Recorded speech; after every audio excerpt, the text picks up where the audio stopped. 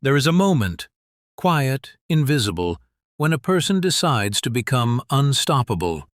It doesn't happen with fanfare. No one claps, the world doesn't notice. But inside, something shifts. It's the birth of vision. And not just any vision, but relentless vision. The kind that cannot be shaken, silenced, or seduced by comfort. Every great life, every towering empire, every invention that bent the laws of possibility began with this kind of vision. When Thomas Edison was told his dream of electric light was madness, he didn't argue. He went back to his lab and failed 1,000 times, until the world lit up. When Walt Disney was fired from a newspaper because he lacked imagination, he didn't retreat. He imagined harder. He saw castles in swampland, dreams in blank paper, joy in the ordinary. And now billions live in what once only lived in his mind. Henry Ford was mocked for insisting the V8 engine was possible. His engineers said no. Science said no. But Ford's vision didn't negotiate with limitation. He said, determined, build it anyway. And they did. That's what relentless vision is. It's not just dreaming. Anyone can daydream. It's holding a picture of your future so clearly in your mind that the world around you has no choice but to bend to it. It's being so obsessed with your mission that rejection becomes background noise, that doubt becomes fuel, that failure becomes instruction. The man who holds vision in his heart is wealthier than a man who holds gold in his hands, because gold is limited, but vision is infinite. Vision creates the gold. Yet most people don't use this power. They trade vision for reaction, purpose for comfort. They wait for proof before they believe, and that is why they never create it. Relentless vision begins in solitude, in silence. It begins when no one claps for you, and you keep going anyway.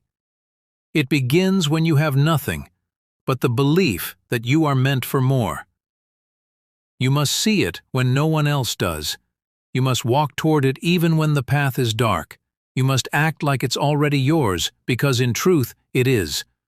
The moment you truly see it, it begins forming in the unseen. The Wright brothers had no funding, no degrees, no support, just vision. While trained scientists and scholars laughed, they flew, because vision isn't validated by opinions, it's confirmed by results. When you hold a relentless vision, you become dangerous to mediocrity. You can't be stopped by failure because you don't see failure. You only see the next step. You only see the outcome. While the world waits, you build. While the crowd doubts, you act. While others ask, thoughtful, what if it doesn't work? Dominate your mind, or it will dominate you. There is a war being waged inside your skull, a silent, invisible battle that will determine whether you rise to greatness or remain chained to mediocrity. This is not a metaphor. This is the raw, unfiltered truth. Your mind is either your greatest weapon or your worst enemy. And right now, in this very moment, you are making the choice, whether you control it or it controls you. Most people live as prisoners inside their own thoughts. They let fear whisper lies into their ears. They let doubt strangle their ambition before it can breathe. They let distraction steal their focus day after day until one morning they wake up and realize their life has passed them by. And the tragedy? They allowed it. They handed the keys of their mind over to weakness, to hesitation, to the opinions of others. But you are not most people, because today you learn the unbreakable law of mental domination, the battlefield of thought. Every empire, every fortune, every legacy ever built began with a single thought, a single decision to refuse defeat. Thomas Edison did not invent the light bulb on his first try. He dominated 10,000 failures with one unshakable belief. I have not failed. I've just found 10,000 ways that won't work. Henry Ford did not bow to the critics who said his horseless carriage was impossible. He dominated their doubt with relentless action. Napoleon Hill himself spent 20 years studying the greatest minds of his era, Carnegie, Rockefeller, Roosevelt, and uncovered the same truth in all of them. The mind must be mastered before anything else can be conquered. But here is where most fail. They believe their thoughts are real, that fear is final, that doubt is destiny. No, your thoughts are not facts. They are seeds. Plant fear and failure grows. Plant discipline and power takes root. The moment you realize this, the moment you see your mind as a garden to be cultivated, not a storm to be feared, everything changes. The art of mental warfare. You want success, wealth, influence, freedom? Then you must become a warrior of the mind. Because the world does not reward the intelligent, the talented, or even the hard-working.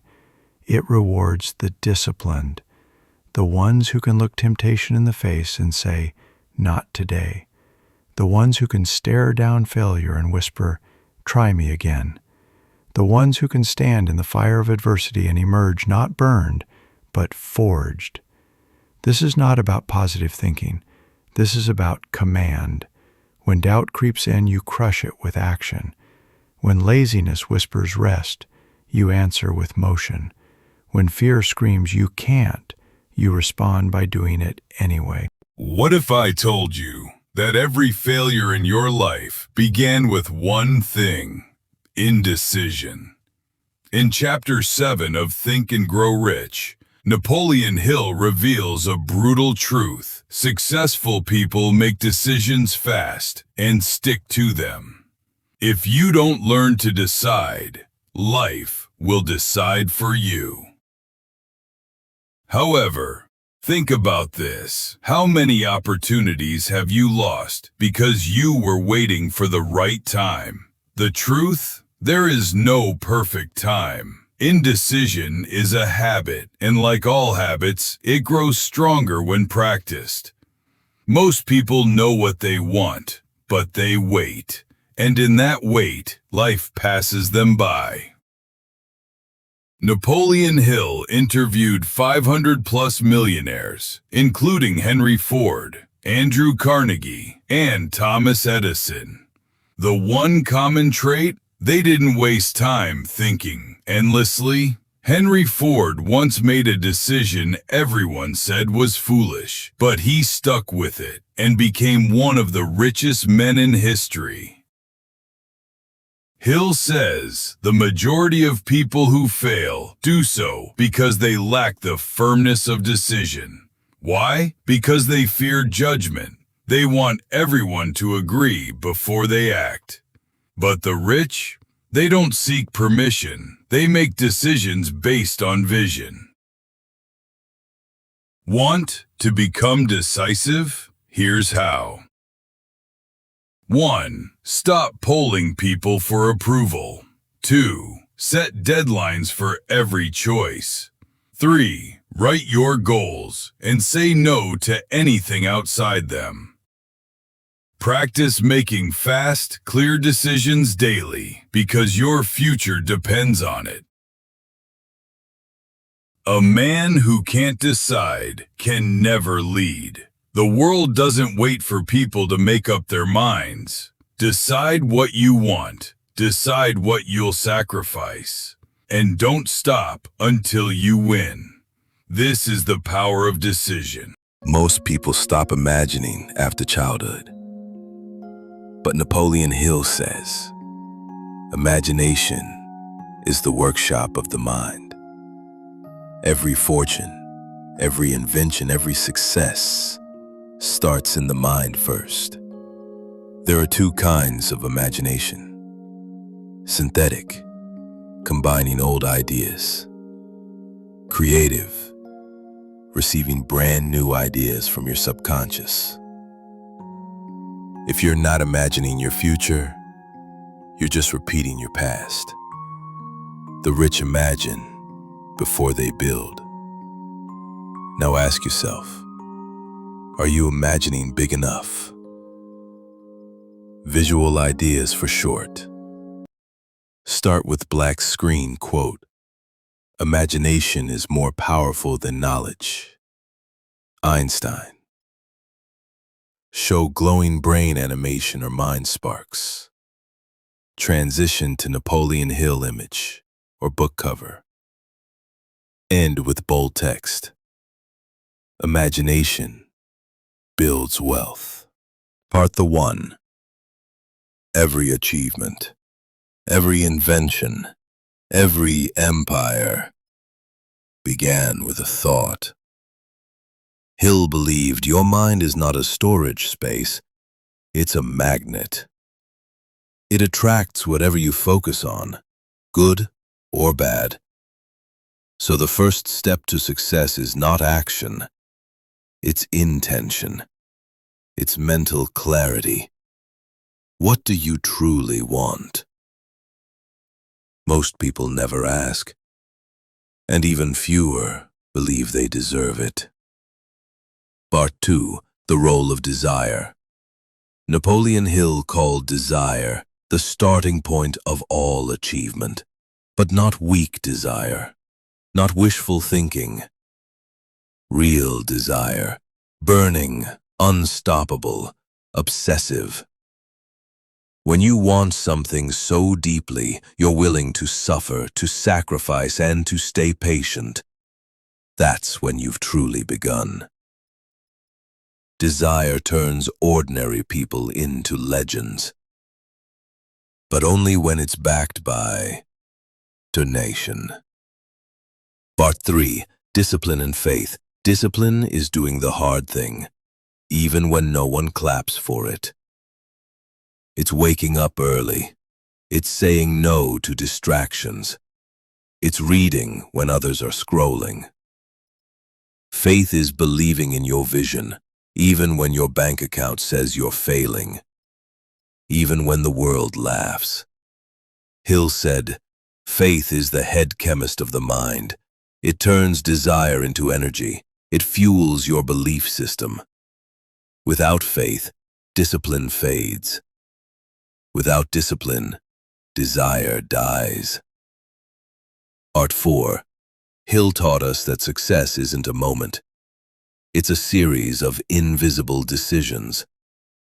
The late nights, the quiet journaling, the practice when no one's watching, the rejections that don't make it to Instagram. All of that is the price. And the reward. Peace, purpose, progress. But closing action. If you want to change your life, start by changing your thoughts. Turn your desire into a plan. Fuel it with faith. Execute it with discipline. And most of all, do it in silence. Because in silence, you become powerful. You have absolute control over just one thing in life, your mind. And if you master that, no one, nothing can stop you. People will test you, life will push you, the world will mock your pain. But you want to know what separates the winners from the weak? Silence. A mind that bleeds on the inside but never bows to chaos. You don't control the weather, you don't control other people, but you do control how you respond. That is your power. Most people explode at the first sign of pressure. They cry for attention, drown in distractions, beg for validation. Not you. You train your mind to choose purpose over impulse. That's discipline, invisible, but it builds empires. Napoleon Hill said, "Self-discipline is the bridge between thought and action. It's what gets you out of bed when your body wants to quit, what keeps your mouth shut when anger wants to explode, what says no to cheap pleasures because you see the prize that's still far away."